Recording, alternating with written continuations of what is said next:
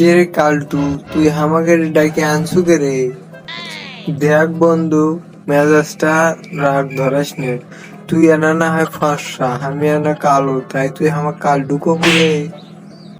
হয়েছে হয়েছে, এগুলো কথা বাদ দে। এখন তুই আমার কিসের জন্য এটা ডাকে আনছু সেটা ক। শুনছিস একজন একটা বই লিখছে 1,000 টাকা দাম। হ, শুনছ তো রে, তাই কি হয়েছে সেটা ক। আমি সেই বইখান কিনছি বুঝছু, সেই বই পর একটা ডায়লগ মুখস্থ করছি, কমু নাকি শুনবো? তোকে তো আমি জীবনে কোনো স্কুলের বইও পড়তে দেখলো না রে, আর তুই কোত্থেকে 1,000 টাকা দিয়ে বই কিনে নিয়ে এসে পড়ছু আর ডায়লগ মুখস্থ করছু। তো শুনি দেখি তুই কি ডায়লগ মুখস্থ করছি, ক দেখি। আমি রাত জেগে বই লিখেছি জনি দাদার গর্জন, 1,000 টাকা মূল্য রেখেছি জন্য সবাই করলো বইটি বর্জন।